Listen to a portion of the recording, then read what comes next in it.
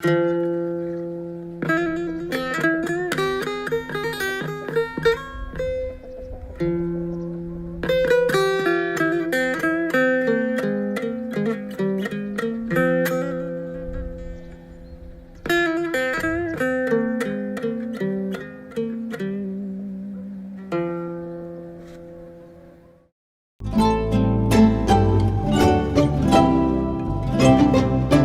arrived in Turkey.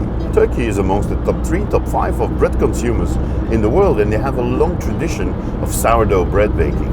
Right now I'm on the way to Bursa, where I'm going to meet Hakan Dogan. Hakan is the writer of this book, and he will be my guide for the rest of the journey. So let's go and meet him.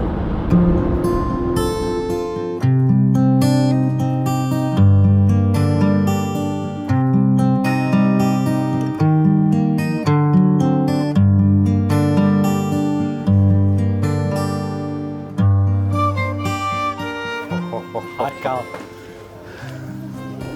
How are you? I'm fine, and you? I'm fine, thank Wow. you. This is it, eh? Yes, this is my baker. Your bakery. Yes. Hakan runs a fourth-generation family business together with his brother and sister. Hakan has taught hundreds of bakery students in different schools, and he is the sourdough king in Turkey. On my quest for sourdough in this bread-loving country, it's clear that he's gonna be my partner in crime. I'm here for the sourdough, of course, Yes. eh? So I see their sourdoughs. Tell me a bit more about it. Şimdi bu ekşi maya ailem ilk Bursa'ya geldiğinde, yani bu bulunduğumuz şehre geldiğinde yaptığı ekmekle, yani 1974'ten beri. Daha sonra 1980'lerde annem bir rahatsızlık geçiriyor ve doktor ona artık kepekli ekmek yemesi gerektiğini söylüyor. Onun üzerine bir de üretimi de yok. Ülkede böyle hani kepekli ekmek üretimi falan da yok. Herkes beyaz ekmek yapıyor o dönemde. O dönemde babam buna başlıyor. Bu da tam buğday unuyla yapılıyor o dönemde. Yani aslında annemin hastalığında anneme ithafen yapılmış bir ekmek. Zaten ismi de Mişo. Annemin ismini koyduk o mayanın ismine. 5 sene önce yaklaşık bir 300 yıllık bir maya daha bulduk biz Gümüşhane'de. Babama ithaf ettik. Burada işte babamın ekmeklerini yapıyoruz. O ekmeğin ismini de onu kullanıyoruz. İşin açıkçası şöyle, her ekmeğin, burada ürettiğimiz 42 ekmeğin ana hatları var. İşte 5 bölgesi var. Her ekmeğe farklı ekşi maya kullanıyoruz. Bizim ekmeklerimizin diğer ekmeklere göre farkını ortaya çıkartıyor. You as one of my Quest ambassadors and the local expert here in Turkey about sourdough, what are we going to do this week? Sizinle Türkiye'nin 4 farklı bölgesine gideceğiz. İlk önce Marmara bölgesindesiniz, benim fırınımda. Daha sonra Ege bölgesine gidiyoruz, Uşak'a. Oradan da Karadeniz bölgesinde 2 farklı bölgeye gideceğiz. 2 farklı ekmeği görmeye gideceğiz. Ve böylece Türkiye'nin 4 farklı noktasından 4 farklı ekmeğini göreceksiniz.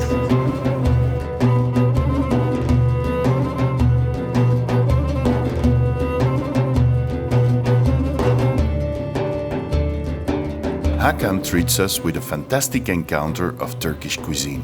And that's right what we need. Traveling to 3 bakeries in Turkey implies a lot of traveling. The country is big and we are not just staying in one area.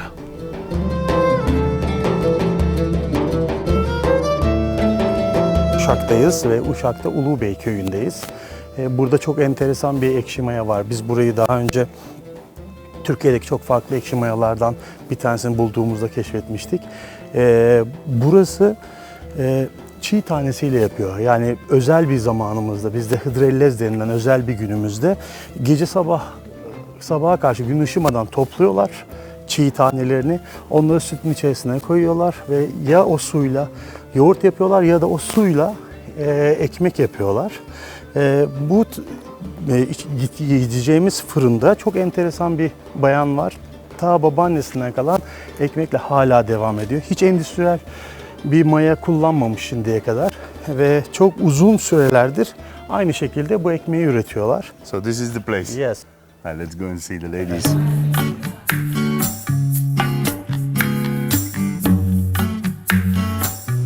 Merhaba.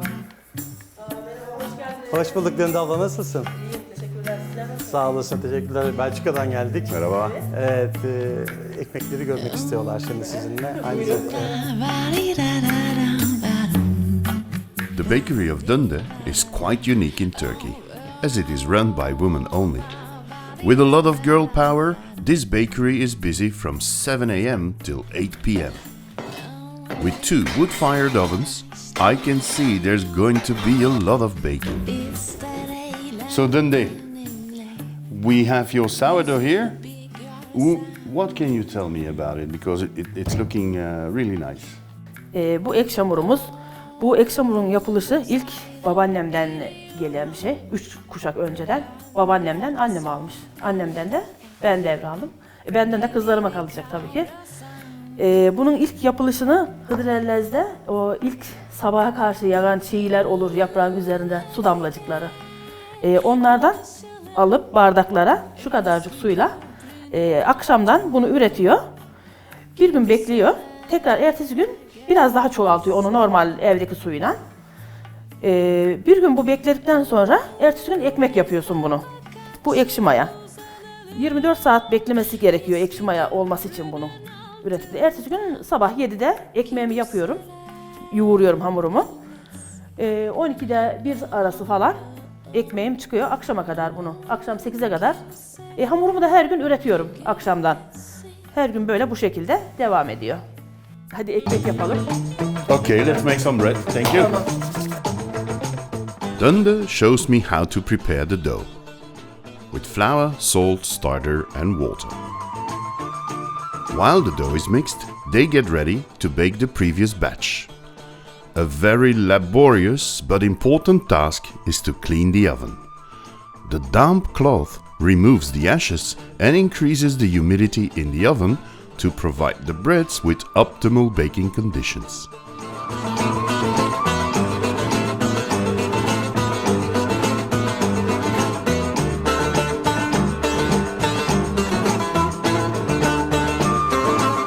After scaling and shaping, we can start baking. A rub of water and a cut to avoid a bubble under the surface of the crust give these breads their characteristic crust. To make sure the breads are fully baked, they check the dough weight of each piece.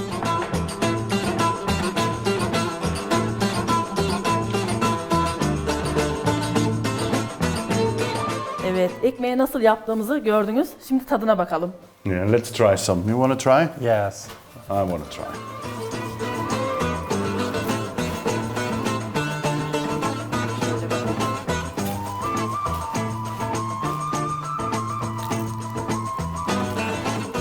It's still a bit warm, but let's try it. Huh? Bunlar da pidelerimiz. Good. Bunun tadına da bakın bak kopartın ucundan. Elimle şöyle kopart.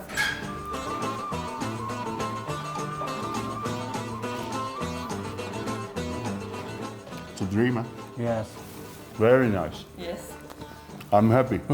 I'm very happy to have your sourdough in the library. Thank you. We leave Dünde, but stay in Uşak to meet Professor Ömer Simcek, who grew up in this village.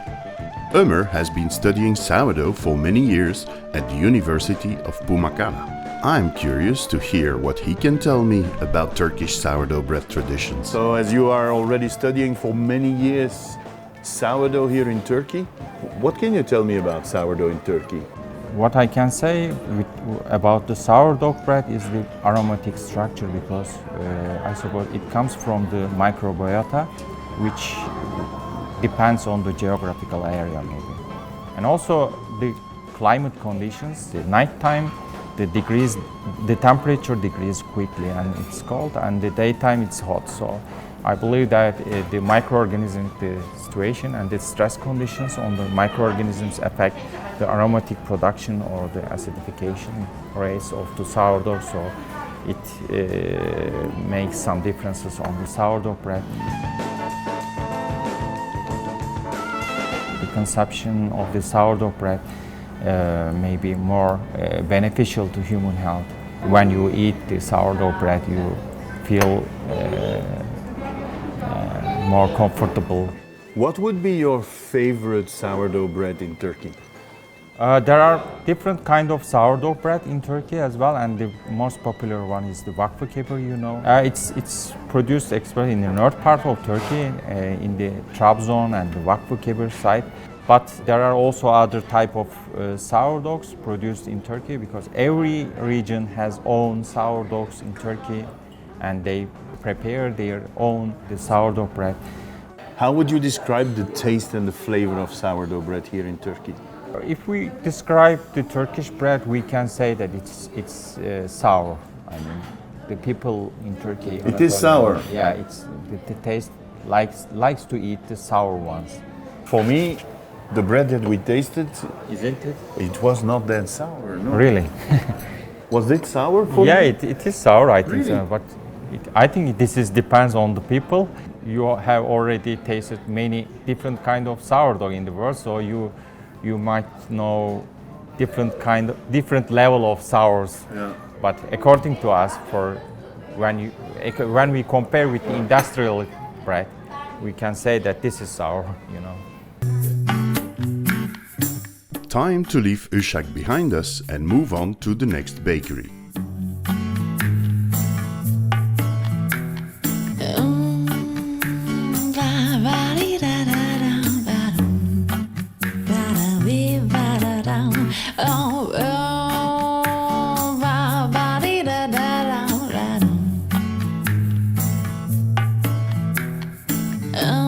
Denizler açtım gidiyorum, İster eğlen benimle. Hakan tells me more about the bread that I absolutely have to discover.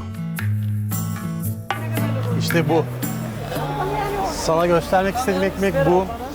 Bu Gümüşhane'de yapılan bir ekmek ve çok enteresan bir ekmek. Nesi? Çünkü çok eski bir ekşi mayası var. İnanılmaz bir buğdayı var.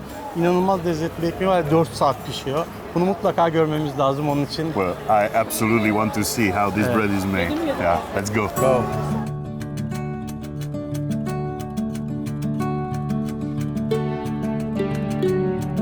Our driver is taking us up into the mountains where we will meet Ali, the owner of the bakery. What a place. What a place.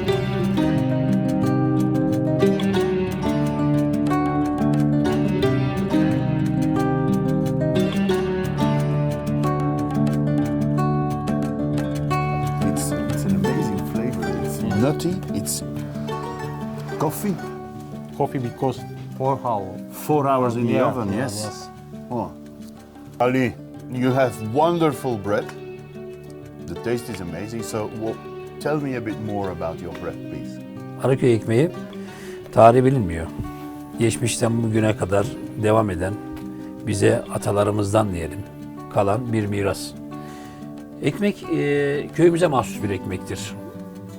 En büyük özelliklerinden bir tanesi de uzun süre dayanmasıdır. Ekmeğimiz gramajlı bir ekmektir. Takriben 3 kilo 4 kilo civarında yaparız. Siparişe göre 5-10 kilo olanları da vardır. Aynı zamanda ekmeğimizin bir diğer özelliği de ekmeğimiz Türkiye'de tek olduğu için coğrafi işaretlemesi de vardır. Yakın bir zamanda Gümüşhane Valiliği Kanalı ile beraber bu işi aldık. Coğrafi aynı zamanda patenti de bizdedir ekmeğin. Ekmeğimiz aynı zamanda hazmı kolaylaştırır. Ekmeğimizin en büyük özelliklerinden birisi ekmeğimizin ekşi maya ile yapılmasıdır. Bize dedelerimizden kalan bu ekşi mayayı biz hamurdan hamura artırarak, fırından fırına artırarak devam ettiriyoruz. Ali abi bu kadar kıymetli bir ekmeği sebebi ekşi maya diyorsun. Peki biz bu ekşi mayayı görebilecek miyiz? Evet, bu ekşi mayayı görebileceğiz. Buyurun, hamurhanemize geçelim.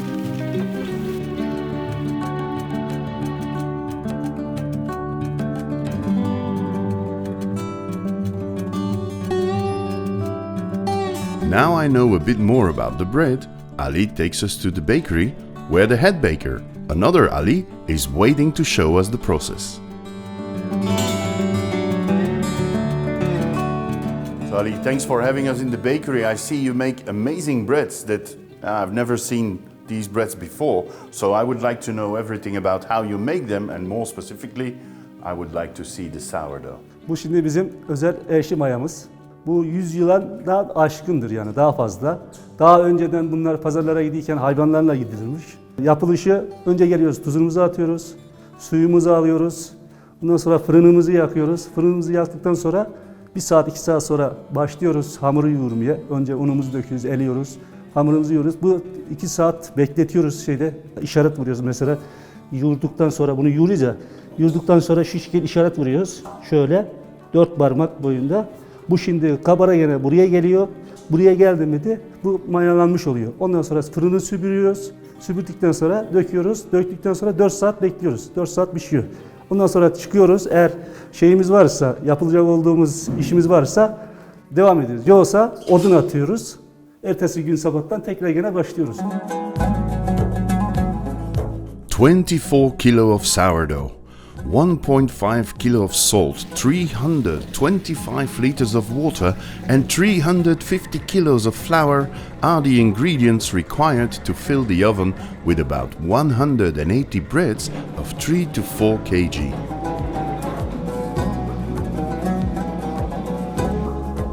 I can testify that the making of this bread requires a lot of skill.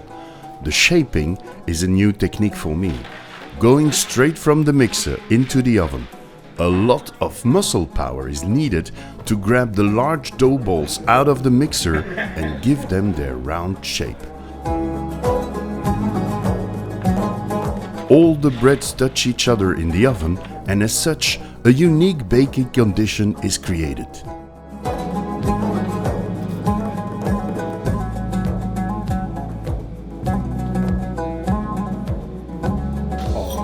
Ali and his wife show us typical Turkish hospitality. We cannot leave before tasting the bread a second time. This time, the still warm bread is filled with butter that slowly melts away. And I must admit, I have already tasted lots of goods on my quest for sourdough, but this one, without a doubt, is in my top 3.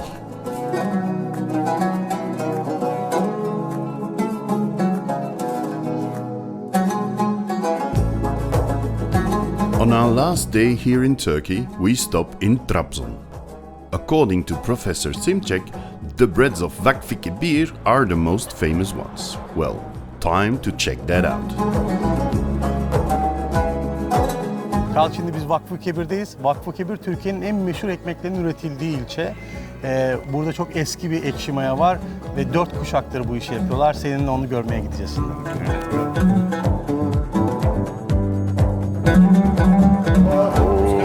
Merhaba.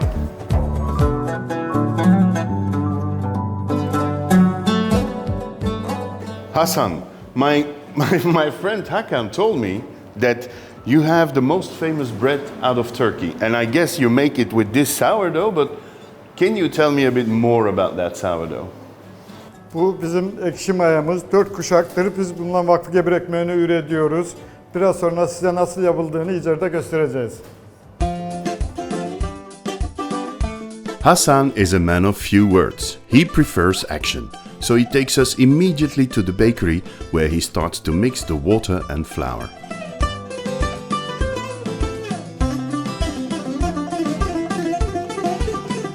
After a while, the sourdough is added and yes, some yeast. The bread of Vakfı Kebir uses both. And finally, the salt. Look at the baker's technique to help the mixing of the dough. I knew about the reputation of the bakers from the Black Sea, and now I understand why.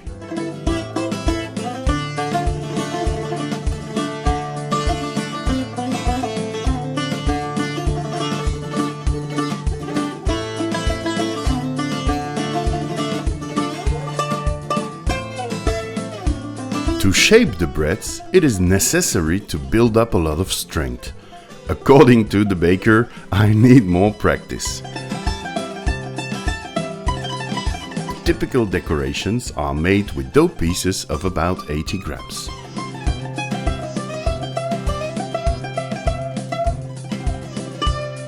Another discovery is that the breads are brushed with a slurry of 4 parts of boiled water and 1 part of flour. This gives them their typical shine and color. the breads are brushed with this slurry before and after baking.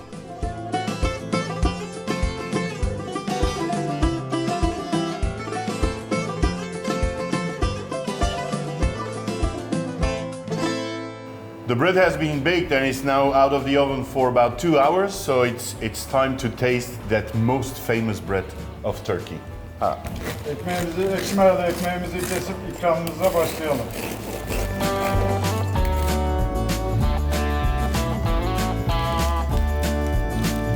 Nasıl buldun Karl? Well, there is some acidity, it's acidic, but still very mild. And I am happy that I've been able to taste the most famous bread of Turkey and that I can tick it from my bucket list. So Hasan, thank you very much for having me here. I'm really grateful that you showed me how to make this bread.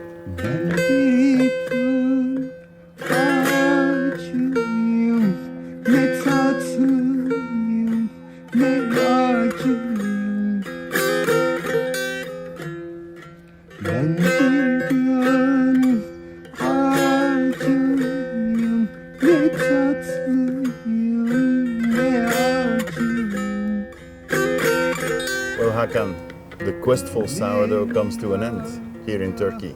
We've seen fantastic places, amazing bakeries. We have your sourdough from Bursa. We have the sourdough from Dende in Uşak, the one from Ali in Gusmane, and the one from Hasan in Vakfi Kebir. So I'm really happy you took me on this quest for sourdough here in Turkey, and I cannot show enough my gratitude to you. Aha, ben de çok teşekkür ederim. Biz de çok mutlu olduk. Ayrıca çok da gurur duyuyoruz sizin kütüphanenizde bizim de ekşi mayamızın bulunmasından. Ama Türkiye o kadar geniş ve büyük bir ülke ki bence bu bir son değil. Yani böyle gezmemizin bir sonu değil. Bence bir başlangıcı, çünkü siz daha çok gelecek gibisiniz ve biz sizinle daha çok ekmek ve mayalarımızı göreceğiz gibime geliyor.